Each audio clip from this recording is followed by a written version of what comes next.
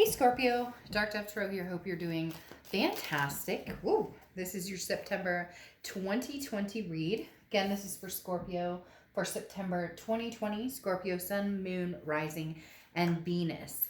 Any likes, subscribes, comments are greatly appreciated. If you want a private read, the information is in the description below. So, this is a love read. It is general, so keep that in mind. Again, if you want a private read pertaining to your situation, you can get one of those in the description below, has the details. So again, this is for Scorpio, Sun, Moon, Rising, and Venus. Check your other signs.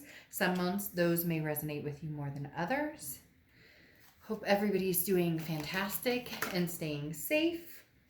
A few more cards and then we will get started. And I will pull your theme of the month and an oracle card, and then we'll get moving. All right. Let's see. What's going on for Scorpio? Ooh, September 2020 for love.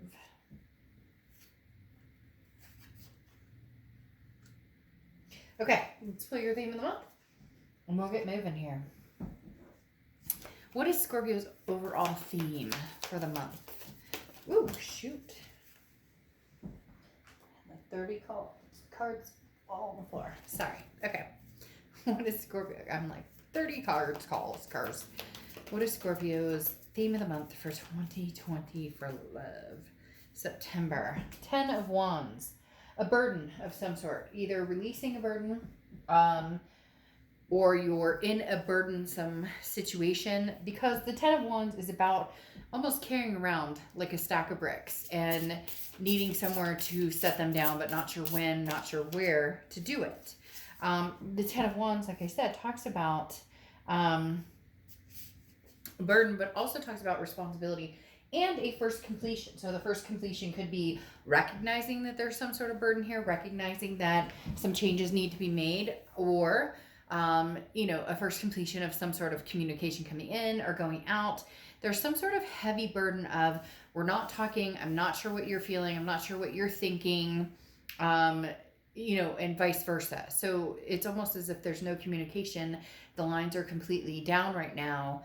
And this is kind of a, it's a responsibility feeling in the fact of, do we just get some closure here? Do we communicate and say, I care about you, I love you, but it's not good for us? Or do we just, shut it down completely, try not to think about it, and then go from there? But the 10 of Wands is, you're carrying some sort of burden this month.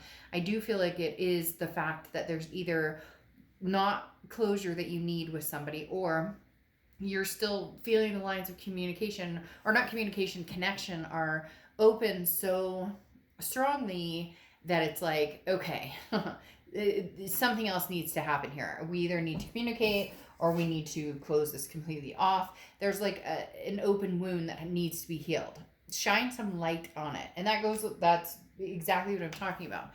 Shine some light on it is, where is this burden coming from? If the burden's coming from, I need some closure, then you're going to need to get some closure. And however you're going to need to do that, whether it's talking to this person, whether it's getting the closure on your own, or if you are wondering, are we done completely? Or is there still a possibility that we're going to see each other, or that we're going to come together again? I need answers. It's basically being stuck and feeling a pressure of some sort. The next card you have is your current position coming into the month, and you have the Four of Pentacles. Now, the Four of Pentacles is a very not wanting to let go energy, as far as not wanting to let your heartstrings go. So it's like, I don't want to share my coins with anybody. It's a very possessive, frugality type energy. It's almost as if there's this connection with this person, but you're not willing to take the first step, or you're not going to be the one to make the move, or you're not going to be the one to necessarily, express feelings of love or express feelings of endearment right now, because you are feeling they're very much saying it's kind of not a blame game so much, but this person has some serious apologizing to do. Like, point blank, they're telling me, Scorpio, you are owed a major apology. Now, cross watchers, please do not give Scorpio shit in the comments. It can be fully reversed. So this is their read, not yours, but it can be fully reversed. So please don't start dogging Scorpio in the end when I say they're owed a major apology, because you know what? That's exactly what's coming through, is that Scorpio is owed an apology, and you're kind of holding on to your coins going, until I hear what I need to hear, I'm not going anywhere. I'm not, maybe the burden is that, like, you know, I'm still angry. I'm not moving forward with you, or I'm not forgiving anything unless you actually have something to say that can rectify the situation. Now, the next card you have is the Seven of Pentacles, which is assessing a situation and trying to figure out what the next step is. The Seven of Pentacles is kind of a risk reward. So what's the payoff? If I ignore this person and I keep them at arm's length or 10 arm's length, and I ghost them and I have nothing to do with them, where does that get me? But at the same time, if I give them a chance and I do talk to them, you know, how do I know that these same things won't happen? That we won't just keep going round and round and round. The definition of insanity, right? Doing the same thing over and over and expecting a different outcome. The next card you have is your distant past, so over the past 5-10 years. This feels like this is what's bothering you, Scorpio. The Ace of Swords is clarity, it's logic, it's power. This feels like the first time that you actually see things clearly, and yet now you're bothered because it's almost eye-opening, and you're going, and I know this sounds strange, but sometimes it's almost better to be naive to a situation, right? Or if you don't know, and then all of a sudden it's like it smacks you in the face, and you're like, holy shit, this person's been disrespectful, or they've been lying to me, or they've been cheating, or there's been, you know, I thought we were in a committed relationship and they're telling me we're committed, and you know, they're telling me that we're committed, and yet I find out they're talking to like 3 other people. So this Ace of Swords is coming up from the universe, from the distant past, saying, look, you know, Scorpio, you've seen what you need to see, so you have the tools to make a decision. You have the tools to decide whether this is something you would ever pursue again or not pursue again. And the Ace of Swords is saying you're seeing things clearly, which is why you're so heavily analyzing the situation. With the Seven of Pentacles, that assessing that risk reward. If we got back together, could I ever trust them? If we got back together, could we ever find that passion or romance again? If we got back together, would I just be on the losing end, or you know, would it come down to they can't commit again, or they can't? So you get my point. There's a lot of different things running through your mind, but at the end of the day, the universe is saying with the Ace of Swords, you have the answers you seek. The next card you have is your immediate past, or the past few weeks. Now, you have the Hanged Man, which often represents Pisces, so you could be dealing with Pisces or have Pisces energy in your chart. But the Hanged Man talks about somebody who's figured something out. So a very wise energy, somebody who's like, you know, I think I've already hung myself out to dry, so to speak. I've put myself out there, and I'm growing wiser and wiser and wiser by the moment. The Hanged Man is somebody who has given and given and given, and people have taken and taken and taken. And the Hanged Man is an energy of, you know, I'm not willing to, I've sacrificed enough. Like, the Hanged Man is somebody who sacrificed to the nth degree. Somebody who is literally just given their all, or what they think is their all, and then they've been taken advantage of. Because the Hanged Man is saying now, I'm not willing to move anywhere. I'm not willing to take your offer. I'm not willing to communicate, because I've learned from the situation at hand. I've learned from it. So I'm not willing to dive right back into this. So this tells me, Scorpio, that this person's either contacting you and wanting to start anew, or they at least want to communicate with you. And this is you kind of saying, you know, I don't really owe you anything right now, so when I feel ready, or when I feel like it, I will. The next card you have is your distant future. So over the next few months, and you have the Four of Wands. Now, I love the Four of Wands. The Four of Wands is peace, it's resting, it's happiness, it's a coming together. It's a first completion as well. So the Ten of Wands talks about a first completion, and the Four of Wands talks about a first completion. So there is going to be some sort of communication here, Scorpio. For some of you, it's going to lead to where you thought you were going to be, or it's going to lead to a place where you found peace. Now, whether that's with old or new, It's still yet to be seen, but for a lot of you, this is going to be somebody who comes back. There is going to be an apology of some sort, or there is going to be there's an apology coming. Because I very strongly feel like you're just like, nope, I'm not saying anything. And this person knows if they don't open their mouth and start speaking pretty soon, you want none of it. However, it could lead to something very significant here. It's just whether you decide to accept the apology or not. Because at this point, if let's say, it's almost like saying, I want the apology, but then when they apologize, you don't accept it, then you're opening a whole new slew of problems. Now, I'm not saying you need to accept it right away, or you need to make any moves, or you need to move in any fashion. But if you truly care and love this person, care about and love this person, then, I would hear them out. Now, you have the Four of Cups here, which is talking about feeling taken for advantage of, feeling taken for granted.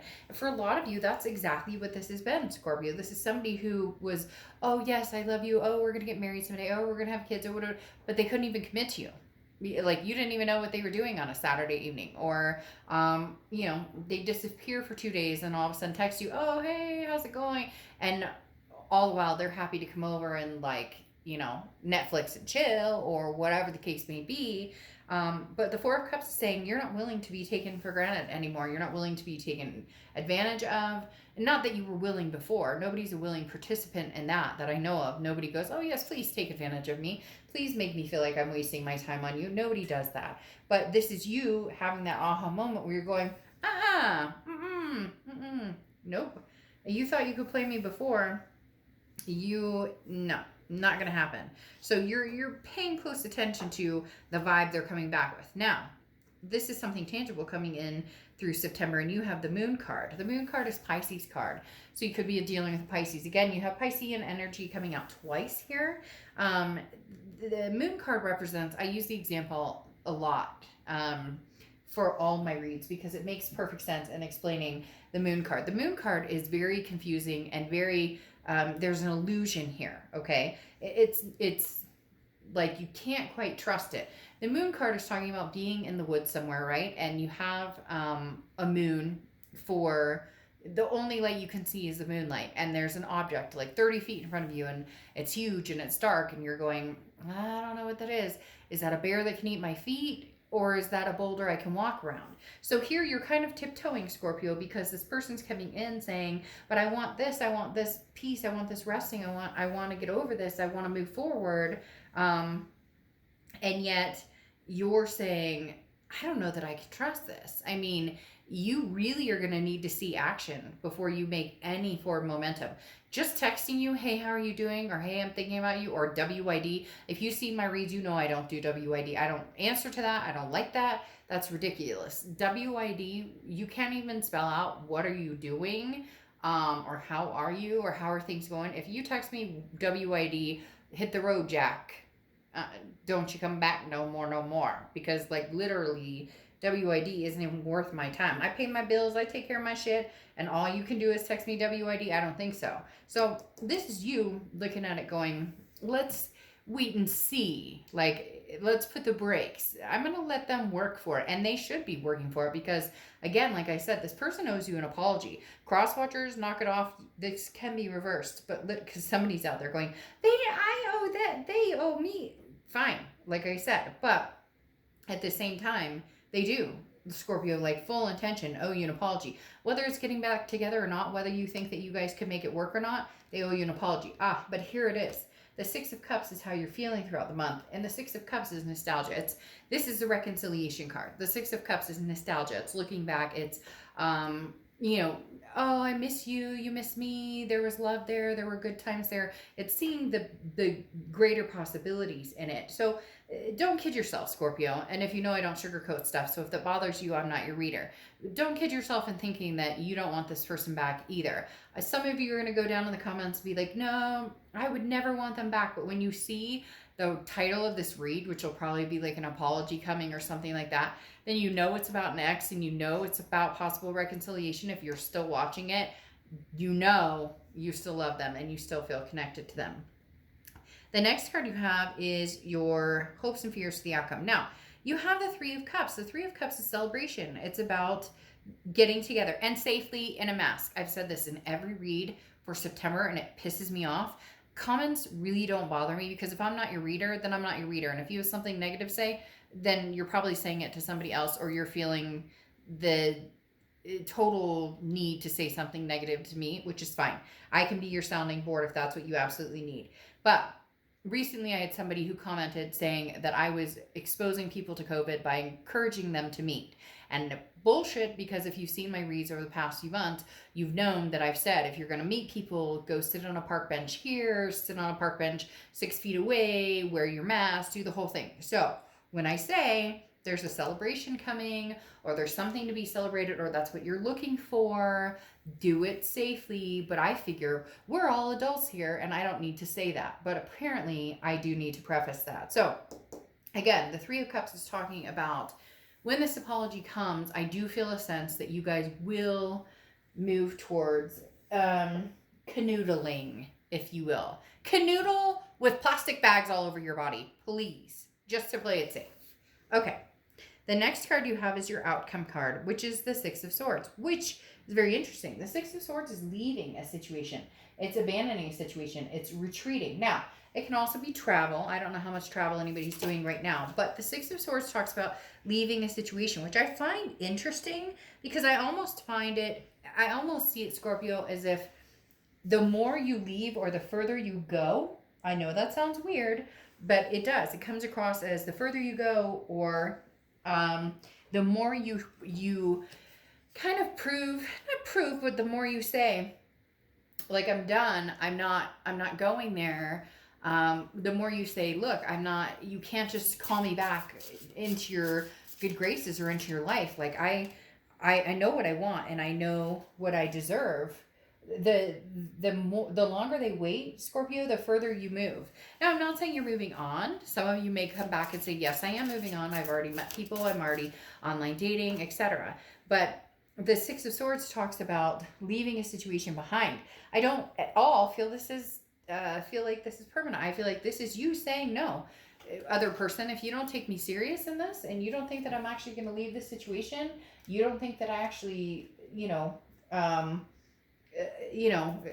can move on from this, you're wrong. And Scorpio, they are wrong because you're on the brink of saying, nope, I'm good. I think I'm ready for somebody who treats me better. I think I'm ready for somebody who treats me the way I deserve to be treated. Now, you have the High Priestess here, and the High Priestess is something, bigger than yourself. The High Priestess is very much an energy of, Four of Wands again. The High Priestess is very much an energy of spirituality and believing in yourself and knowing when you are ready to move forward, or knowing when you're ready to believe in a situation or to move forward in a situation. The High Priestess is saying, don't rush. You don't have to act right now. You don't have to make a decision right now. You don't have to, again, like I was talking about here with the Seven of Pentacles, you're kind of, assessing the situation. Should I, shouldn't I?